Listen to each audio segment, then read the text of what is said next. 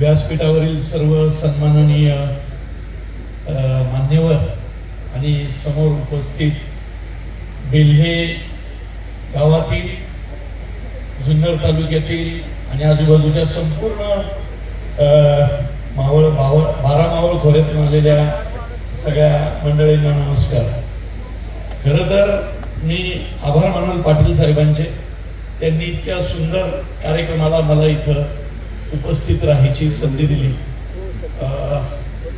संगीत रत्न माननीय दत्ता महाडिक पुणेकर यांच्या पुण्यतिथी निमित्त हा गेली 12 वर्ष हा उपक्रम होतोय.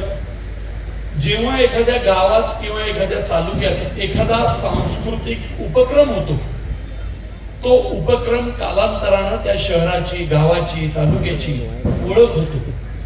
आणि आता लोकनाट्य तमाशा किंवा लोकनाट्य महोत्सव तसे कमी होत चालले. अशा परिस्थितीत बेल्हे लोकनाट्य तमाशा ही एक नवी ओळख आमच्या तमाशा कलावंतांना तुम्ही करून देताय, ही खूप मोठी गोष्ट आहे. कारण आम्ही जरी आज सेलिब्रिटी म्हणजे सेलिब्रिटी म्हणायला असतं, तसं मी स्वतःला शेतकरी समजतो. सगळ्यांना माहिती आहे की 6 महिने वर्षातले 6 महिनेच मी फक्त काम करतो, बाकी 6 महिने मी शेती करतो गावाला जाऊन. मुळशी तालुका म्हणजे मुळशी तालुक्याचा आहे मी. तर आमच्या तालुक्याची ओळख आजही शेतीची.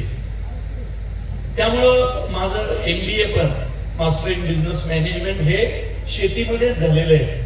जसं मी आता त्यांना म्हणालो की पेरिशेबल प्रोडक्ट एक्सपोर्ट इम्पोर्ट करण्याचं काम, त्याचं जे शिक्षण असतं ते मी घेतलेलं आहे. मग मी वकिली केली.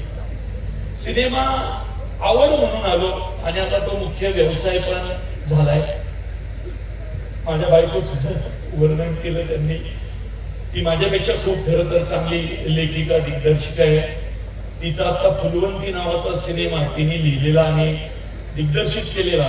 खरं तर तमाशा कलावंतांवर आहे, म्हणजे लावणीवरती तो सिनेमा आहे. आणि एकापेक्षा एक नव्या दर्जेदार लावणी त्या सिनेमा आहेत. त्या लावणी सुद्धा तिने लिहिल्या. त्यामुळं अशा ज्यावेळी ठिकाणी येतो त्यावेळी आम्हाला जास्त समृद्ध झाल्यासारखं वाटतं, कारण नवी माणसं दिसतात. आता इथं बघा, डोक्यावर वारकरी टोपी असलेली संख्या जास्त आहे. माझ्या वडिलांच्या सुद्धा डोक्यावरची टोपी मी खाली पाहिलीच नाही कधी. झोपतानाच फक्त काढतात आणि बाजूला ठेवतात. त्यामुळं ही टोपी जोपर्यंत या डोक्यावर आहे तोपर्यंत महाराष्ट्राची खरी ओळख राहणार आहे. त्यामुळं येणाऱ्या पिढ्या सुद्धा ही टोपी डोक्यावर राबवतील आणि मिरवतील याच्यामध्ये शंका नाही. त्यामुळं माझे अनेक सिनेमे प्रसिद्ध झाले, पण मुळशी पॅटर्न हा माझा आवडता सिनेमा काय आहे, कारण मी तो माझ्या वडिलांच्या प्रेरणेमुळे लिहिला. आमच्या मुळशी तालुक्याची परिस्थिती मधल्या काळात खूप बिकट झाली. डेव्हलपमेंट आमच्या तालुक्यात आली. तालुक्यातल्या लोकांनी जमिनी विकल्या, गवडी मुलाच्या भावाने विकल्या. मग तालुक्यात नंतर रिकाम टेकडी पोरं वाढली, त्यातूनच गुन्हेगारी वाढली. आणि मग कुणीतरी तालुक्याचा प्रश्न मांडण्याची गरज होती, म्हणून माझ्या वडिलांच्या सांगण्यावरून मी मुळशी पॅटर्न केला. अनेक डायलॉग त्यातले फेमस झाले, पण जो सगळ्यात मला आवडणारा डायलॉग होता तो म्हणजे शेती इकायची नसते, शेती राखायची असते.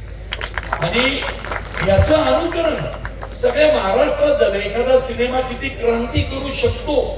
अनेक त्या सिनेमानंतर अनेक शेतकऱ्यांनी व्यवहार केलेले अर्धवट थांबवले.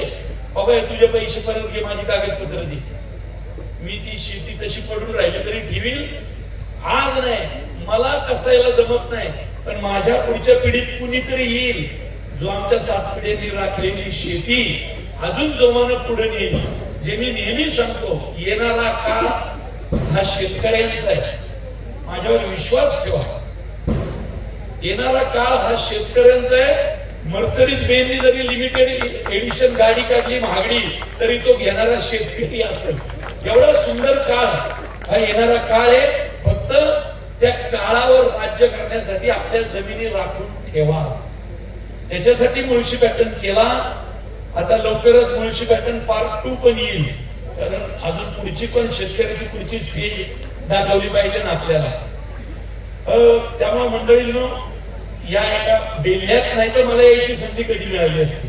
आज बेल्ह्यात आलो, या महोत्सवाच्या निमित्तानं तुमचे आभार.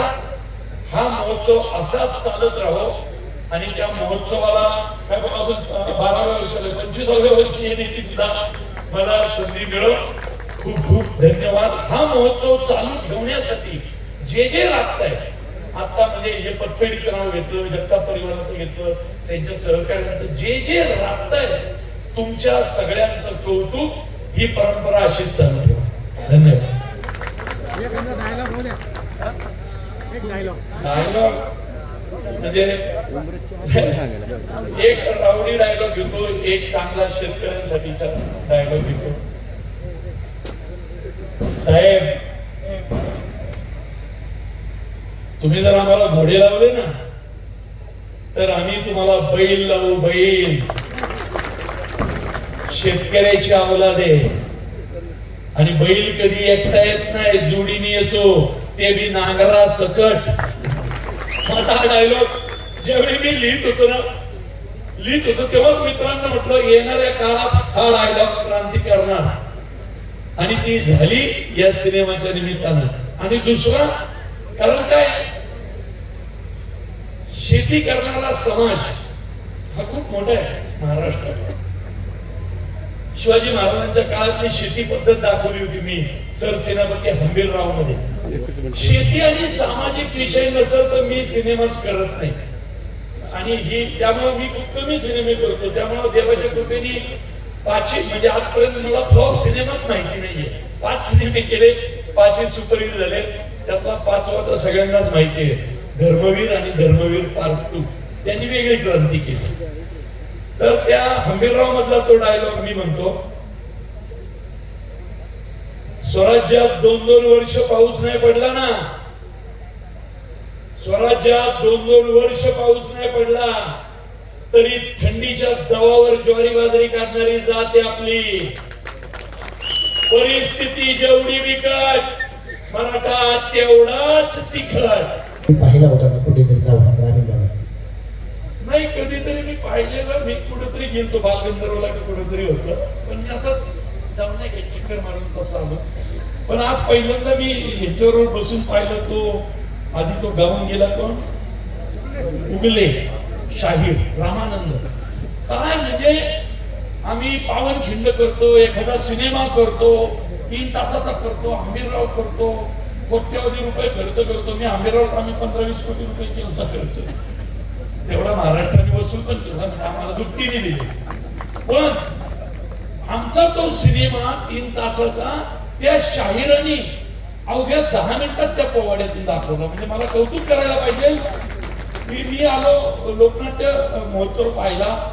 तर आमच्या गावाला पूर्वी लहानपणी बालपण सगळं ग्रामीण भागात गेलेलं असल्यामुळे तमाशे व्हायचे. रात्र जागून पाहायचो आम्ही ते. गण गवळण बतावणी म्हणजे असे भारावून जायचो. आणि त्या ह्यांनी भारावून टाकलं.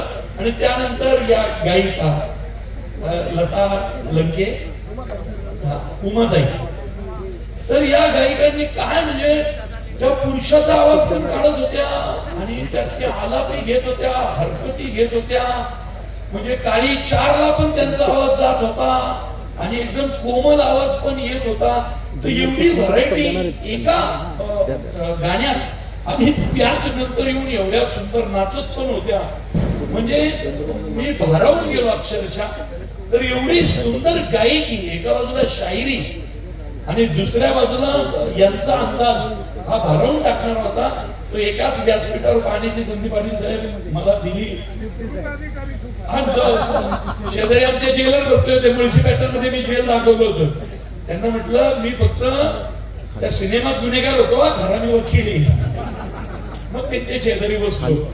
तर त्यामुळं आमच्या गावाला एक असतं की पैलवानकी आमच्या रक्तात आहे. आम्ही एकतर पैलवान असतो. जसं 2 वर्ष कंपल्सरी मी कोल्हापूरला होतो. पैलवानकी करायची कंपल्सरी, आणि वडिलांनंतर वारी करायची पंढरीची, ही आमची परंपरा आहे. त्यामुळं वडील अजून आहेत, वडील 82 वर्षाचे आहेत, आजही वारी करतात चालत आळंदीपासून पंढरपुराला. त्यामुळं वडिलांनंतर ती वारी सांभाळायची. आणि पैलवानगी आता मी तर केलीच 2 वर्ष, त्यानंतर आता पोराला करायला लावायची 2 वर्ष. बाकी मग तुम्ही नट व्हा, सेलिब्रिटी व्हा, लेखक दिग्दर्शक कुणीही व्हा, पण घरची शेती आणि पांडुरंगाची वारी ही जपलीच पाहिजे.